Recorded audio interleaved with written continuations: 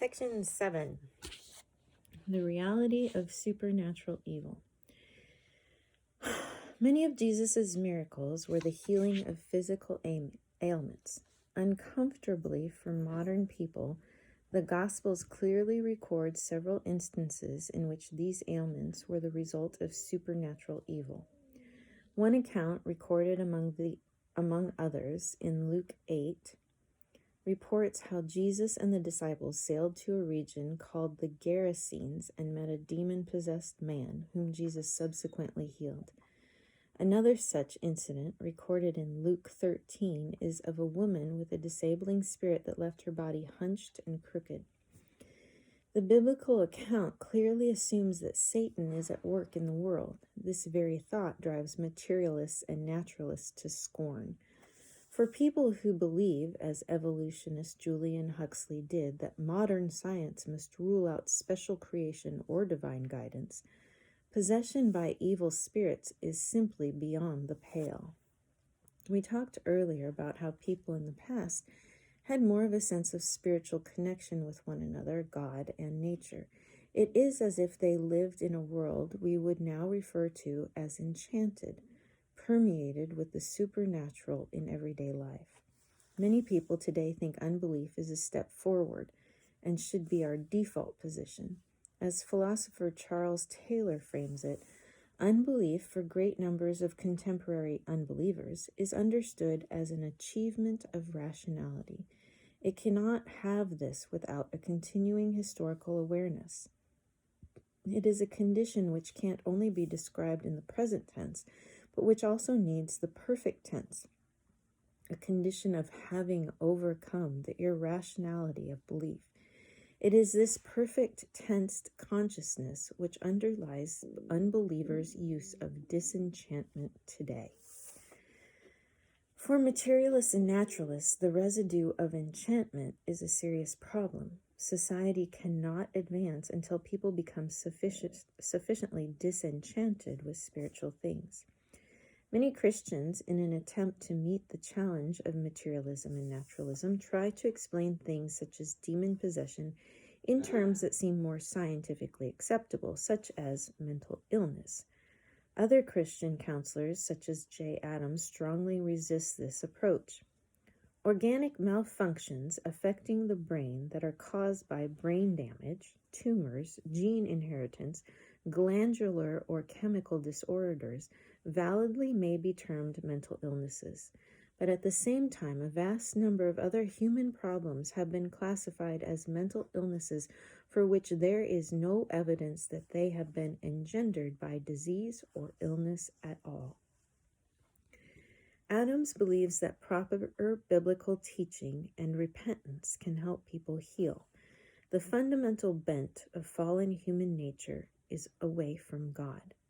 Apart from organically generated difficulties, the mentally ill are really people with unsolved personal problems. This is obviously a controversial position, even among Christians in the mental health professions. But even if it does not account for more common approaches to mental illness, it at least highlights the fact that if what the Bible says about our rebellion against God is true, reconciling with Him is critical to healthy functioning. Christian counselor Larry Crabb Jr. explains, an appreciation of the reality of sin is a critically necessary beginning point for an understanding of the Christian view of anything. A psychology worthy of the adjective Christian must not set the problem of sin in parallel line with other problems or redefine it into a neurosis or psychological kink. If supernatural evil actually exists but isn't easily explained as mental illness, then what is it? We need to know what we're up against. As pastor and author Carl Payne says in his respected book on spiritual warfare, ignorance of a competitor is not an advantage in athletics, business, or spiritual warfare. Theologian C. Fred Dickinson explains what we're up against. A theologian who has carefully studied what the Bible says about supernatural evil, he describes demon possession based on the meaning of the terms used in the original New Testament Greek. The verb demonizomai means to be possessed by a demon. The participle from the same root, demonzominos, is used 12 times in the Greek New Testament. It is used only in the present tense, indicating the continued state of one inhabited by a demon or demonized. This participle has components to its structure. First, there is the root demon, which indicates the involvement of demons. Second is the causative stem iz, which shows that there is an active cause in this verb. Third is the passive ending omenos. This conveys the passivity of the person described as demonized. Putting it all together, the participle in its root form means a demon-caused passivity. This indicates a control other than that of the person who is demonized. He is regarded as the recipient of the demon's action. In other words, demonization pictures a demon controlling a somewhat passive human. To Dickinson, when people are passive in the face of supernatural evil, they actually put themselves in the position of being controlled by it. In other words, it isn't just actively doing the wrong thing that is the problem. It is the failure to do the right thing that also constitutes sin. Why do people such as the Apostle Paul and the Gospel writers treat Satan's influence so seriously? This is where the theology of the gospel really comes to life in an exciting way. Let's take a look. Section 8, the presence of supernatural evil highlights the power of Jesus. In our own day, people have many superstitions. For example, even though every building more than 12 stories tall has a 13th floor, often the number 13 is skipped, so those riding the elevator can blissfully go straight to the 14th floor. Why? The number 13 is so widely considered to be bad luck that very few people would agree to have offices or stay in a hotel room on the 13th floor. The people of Israel had superstitions too, but they were much more involved with the worship of a god named Baal. Baal worship fills the Old Testament. He was the main false god people worshipped, and the prophets constantly warned that this kind of worship would weaken people spiritually, so much that they would lose everything, including their freedom as a nation. This is exactly what happened. In the New Testament, the references to Satan are from the word Beelzebub, in the Greek a variation on the name Baal, which refers to the prince of the demons. Beelzebub literally means Lord of the Flies, which is interesting to those who have read William Golding's book by that title. To the Hebrews, it was an ironic reference. Satan was Lord over the dung heap. That's the poop pile. Flies like poop. Because the word Baal really meant Lord or ruler, the name seems to refer in ancient Near East literature to many different local deities and thus many diverse traditions. For our purposes, we should understand that people's impressions of Baal were all the scarier for being vague. He was widely believed in, if not worshipped. His power was thought to be real. By piecing together various Baal traditions, we can see the attributes Baal was thought to have. Baal is the one who made things grow. He was in charge of fertility. Baal was the god of storms and ruler of the seas. Baal worship was thought to involve the sacrifice of pigs. Worshippers of Baal would scream and cut themselves and stay among the tombs. Baal was the son of the great god El. He was the son of the Most High God. Understanding the superstitions about Baal is crucial to seeing how Jesus' miracles directly confronted the dominant but mistaken belief that supernatural evil was more powerful than supernatural good. Returning to the story referenced at the beginning of this section, when Jesus traveled to the country of the Gerasenes, which is modern-day Jordan, we see that Jesus' miracles surrounding this trip directly confronted the power of Baal. In Mark chapter 4, Jesus fed a crowd of many thousands of people by multiplying a small lunch. The lesson was clear. Jesus, not Baal, makes things grow. He can feed people out of thin air if he chooses to do so. Immediately after this mass feeding, Jesus traveled with his disciples across the Sea of Galilee. Mark 4 recounts how the sea grew tempestuous and the disciples were afraid. Perhaps as they were headed to the mysterious Gerasenes, they wondered in the back of their minds whether Baal, the storm god, had anything to do with it. Given their fear, the storm must have seemed like a bad omen. When Jesus caused the storm to cease, the disciples became even more overwhelmed. Mark 4:41 says they were filled with great fear and said to one another, "Who then is this that even the wind and the sea obey him?" The lesson? Jesus, not Baal, controls the weather. Finally, the disciples arrived in the Gerasenes and, according to Mark 5:1-20, experienced a terrifying sight. A wild man living among the tombs who could not be subdued and who cried out and cut himself with stones. Seeing Jesus, the man cried out with a loud voice, "What have you to do with me, Jesus, Son of the Most High God? I adjure you by God, do not torment me." Jesus asked his name, and he replied, "My name is Legion, for we are many." These spirits implored him not to send them out of the country, but to have them enter a herd of 2,000 pigs, which subsequently stampeded and drowned in the sea. Hearing of this, the townspeople came and saw the demoniac clothed and in his right mind, and they were terrified. Put yourself in the place of the disciples, the people of the Gerasenes, or even the demoniac himself. Everyone was terrified.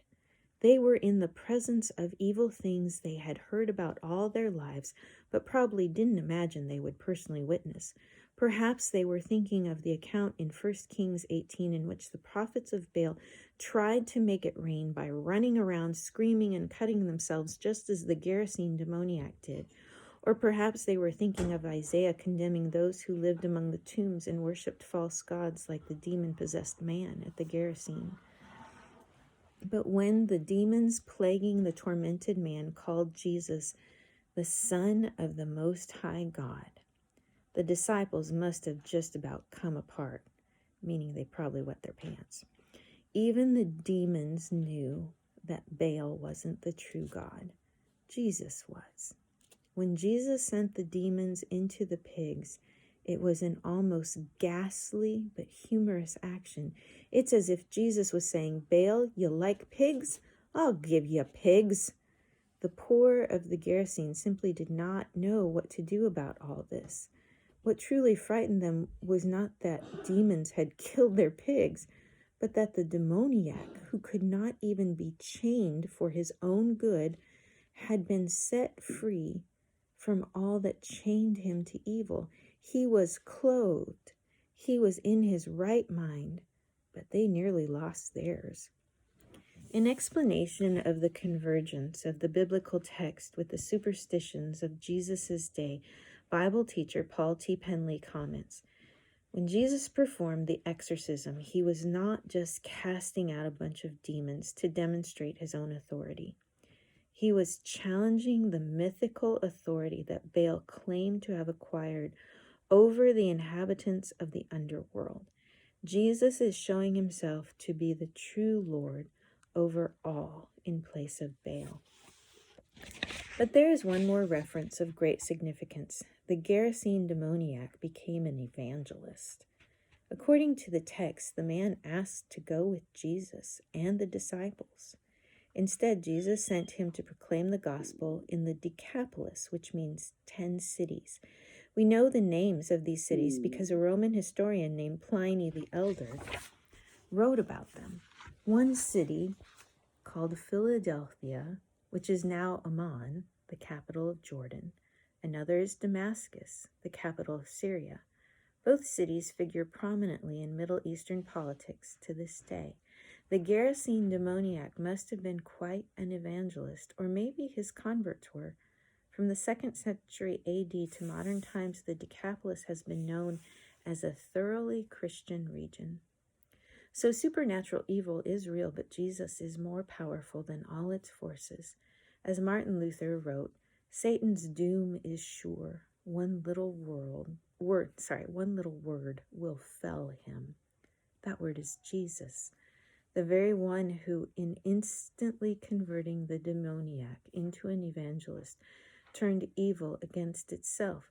This is the hope of which Paul speaks when he says that God will crush Satan under our feet. Our feet seems like an ever-present reference, something that continues to this day. So what does supernatural evil and its being crushed by God's people look like today? Section 9, how supernatural evil manifests today, or how it plays out. Sorry, I have to burp. When they hear stories of supernatural activity in other countries, Westerners often ask, why don't we see more of that here? Given the extensive research of such people as Craig Keener, who documents encounters with supernatural evil, including many that can be verified with scientific evidence, it would appear that miracles and demonic activity are taking place all over the world today. If we don't see it, maybe we just aren't paying attention. At a deeper level, though, the materialist assumption that only the physical world exists is so much a part of our everyday lives that it conditions us to not see things that don't fit our preconceived notions.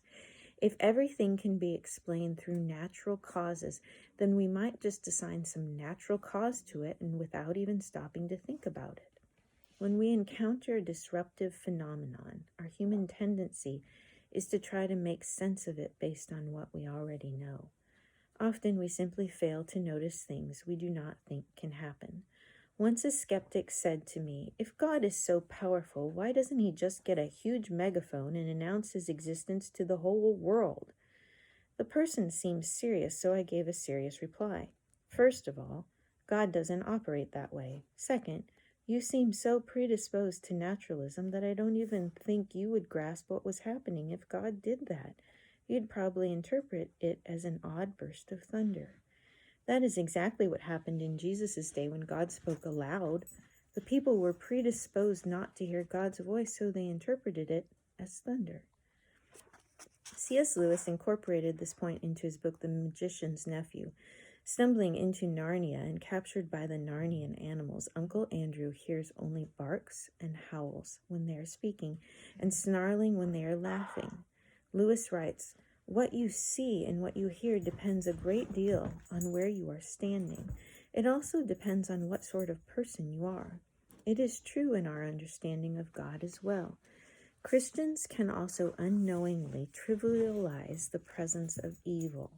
At a camp I directed, 2 students had been telling one another stories of demonic activity when all at once the faucet in their room turned on. They were terrified.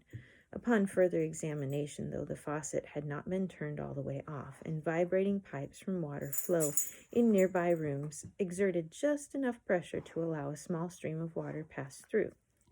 With their scary talk, these students had convinced themselves that they were under demonic attack, and they interpreted everything they saw and heard from that perspective, just as Uncle Andrew found himself unable to witness the supernatural anywhere.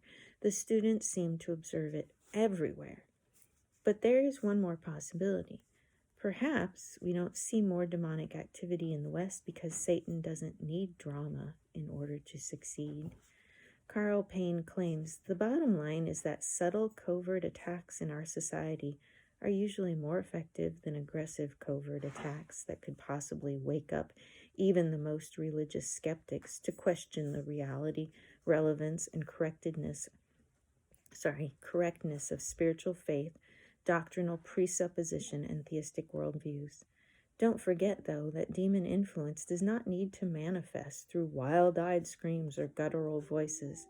Demonic activity wearing the ordinary garb of doubt, irrational fear, and self-accusation would almost never be perceived as such and could spread like a virus.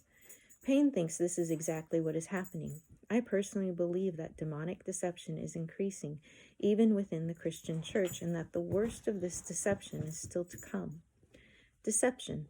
It's the most common garb of the demonic. As C.S. Lewis wrote in the Screwtape Letters, and it's a book written from the devil's perspective, it is funny how mortals always picture us as putting things into their minds.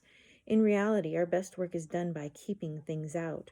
Or to quote Kevin Spacey's character in The Usual Suspects, the greatest trick the devil ever played was to convince the world he didn't exist. Materialism, self-sufficiency, even a denial of Satan's existence can be demonic. The scriptural response to the enemy of our souls is to resist him and he will flee. James 4. The New Testament, according to Dr. Dickinson, regards demons as usurpers, squatters, thieves, those who do not own anything and have no right to any territory but act as if they do. Christians are bought with a price by God, and demons can't change that. They can, however, make Christians miserable and cause them to be ineffective ambassadors for God's kingdom. Asking, why don't we see more demonic activity here, is sort of like asking, why isn't life more like a horror movie? It's the wrong question. The right question is, how do we recognize demonic activity for what it is and resist it? I gotta take my dog out.